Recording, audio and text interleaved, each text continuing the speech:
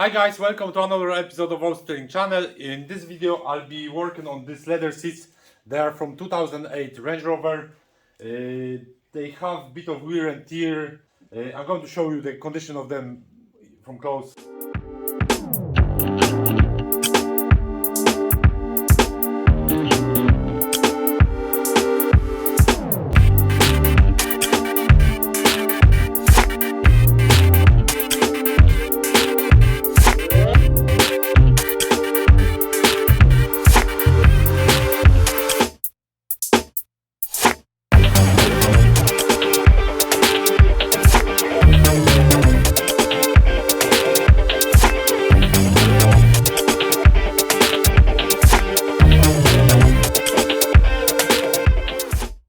So overall they're not in the worst condition. Mainly this bolster here, the armrests, they need a bit more work. This bolster here on the side, the rest is sort of straightforward, so I'll give them a go. So as every leather restoration job, I'm going to start from cleaning the leather. I'm going to use this leather cleaner, Kick-Off Power. It's new product that I have. I've tried it a few times. Very impressed with it because it cleans very quick and seems to be very safe for leather. So I'll give it a go and show you what the results are from this product.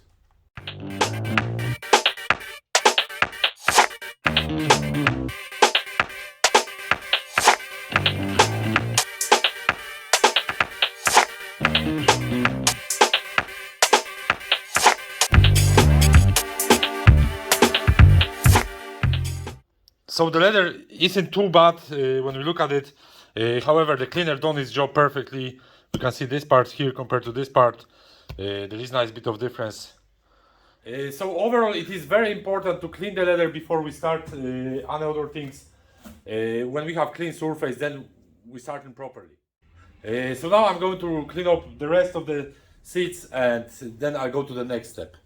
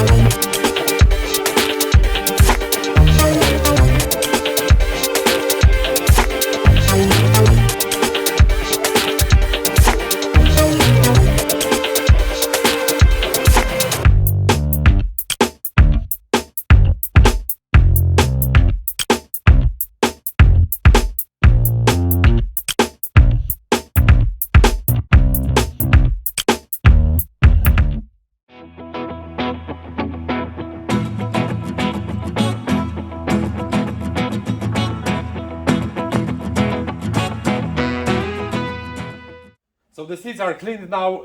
Now we can exactly see which parts need restoration. Some of the parts are in good condition, so I'm not going to touch them because it's better to leave factory finish. The back of this seat is quite bad. Headrest, some peeling here.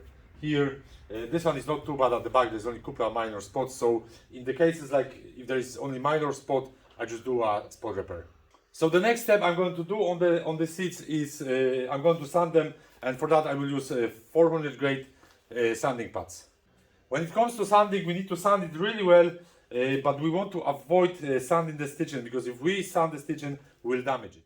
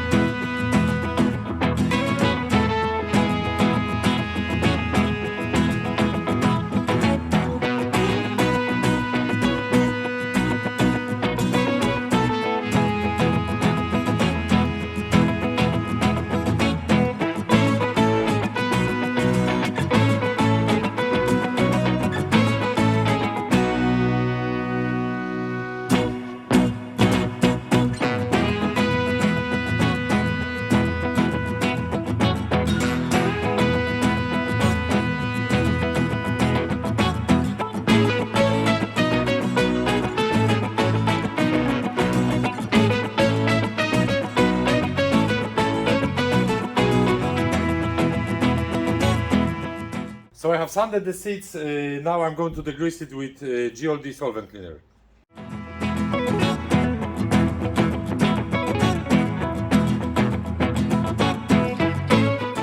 Overall in the preparation process, what we try to do as well is not just clean, sand it, but we try to remove the top coat, the old top coat, because it's better to spray fresh paint on the old paint instead of spraying it on the top coat. What this product does, it dissolves the top coat, and how can we check it is the surface becomes a bit sticky after treat with this product. So if it's sticky, it's very good sign. So the next steps, what I'm going to do is I'm going to use filler, but before that I'm going to tape off the black outline and before the paint, because obviously we want to save the color there. We don't want to spray those bits in the color of the leather.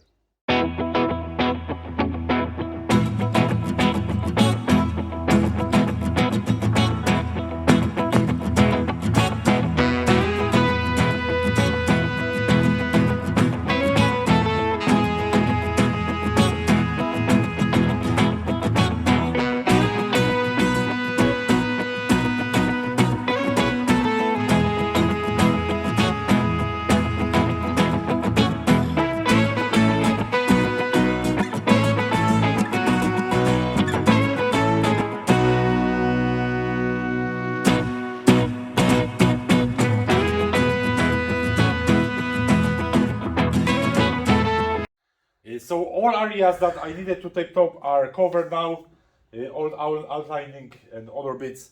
The next step would be using the filler, but before that, what I'm going to do, I'm going to apply a natural binder. This is leather stabilizer. So in places like this, when the leather is very worn, I apply this product, and that will give better base for the filler and the paint. So we apply this product on surfaces like this, here, in here, especially where the leather is very worn or there is no paint left over. We apply this product with a sponge and leave it for half an hour, 40 minutes, and it should dry naturally.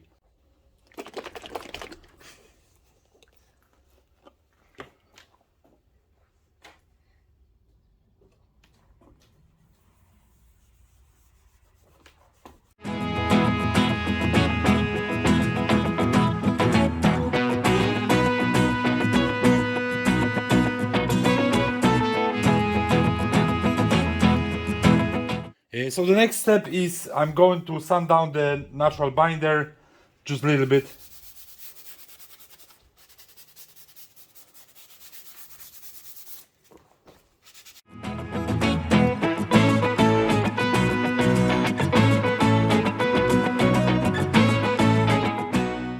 And the next step is I need to degrease the surface and remove the dust from sanding. So I'm going to use leather cleaning spirit.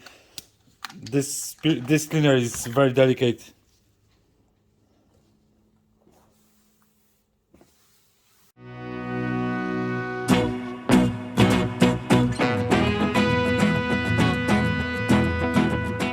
And now I will dry the leather, and the next step will be I will apply filler in the creases and any places where we can improve it.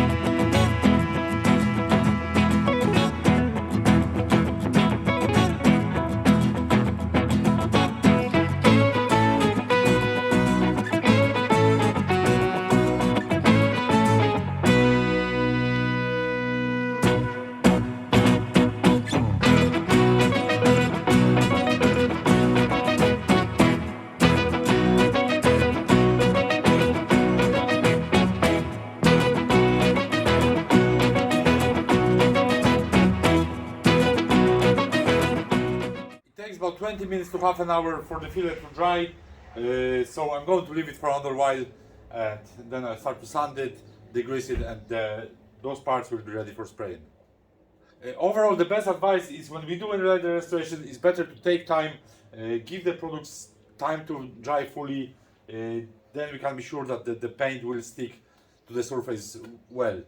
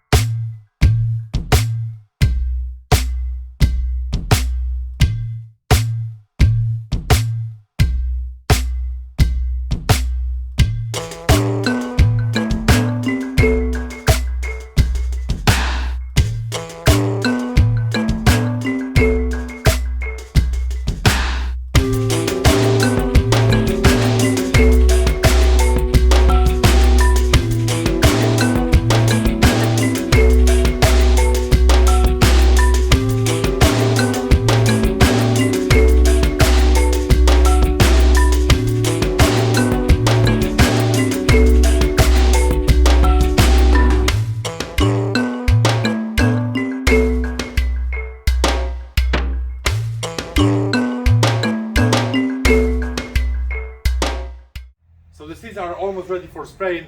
The last thing I have to do before I apply the paint is I just warm up the leather with a heat gun.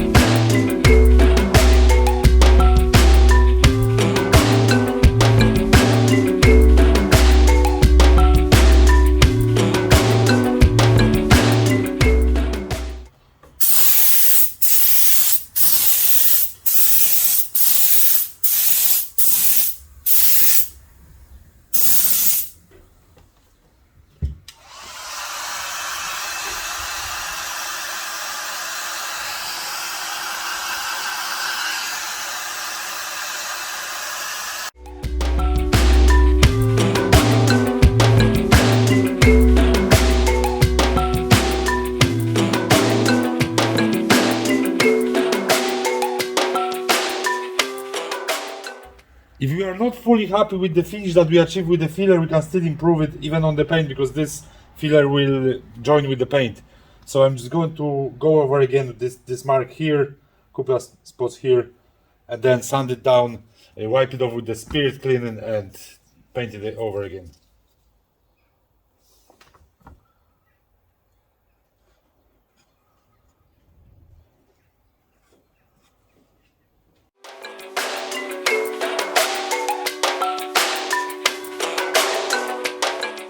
So in this case we can leave the filler to dry for 20 minutes, half an hour, but I have more job to do, so I'll go back to that afterwards.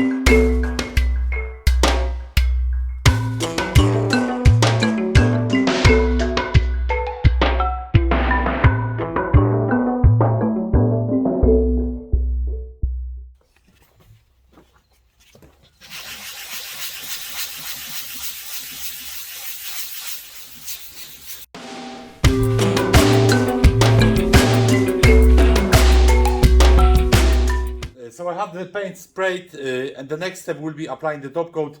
I sprayed the paint yesterday, so I left it for about a day to give it good drying, and now I'm going to spray the top coat.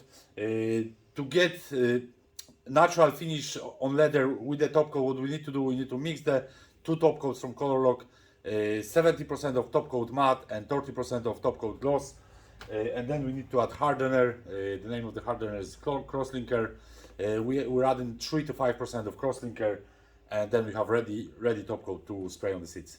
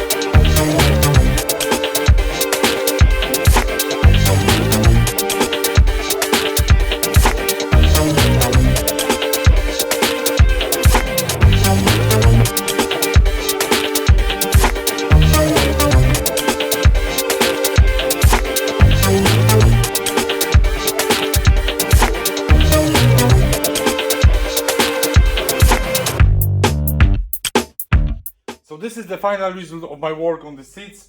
Another thing we can do in this case is, if there was any roughness on the surface after the clear coat, we can use 4000 grade sanding pads and just sand them down. This gradation won't leave any marks because it's very fine gradation. Also, to improve the features of this leather, what we can do is we can apply conditioner. We do it about 24 hours after the top coat, so the top coat is fully dry. If we apply conditioner, we will make the leather a bit softer if it needs. In this case, the leather is nice and soft in touch. There's no really need to apply anything. So that's everything in this video. I hope you enjoyed it. Thanks for watching. If you have any questions, comment below. If you enjoyed the videos like this, make sure to subscribe my channel, and see you on the next one.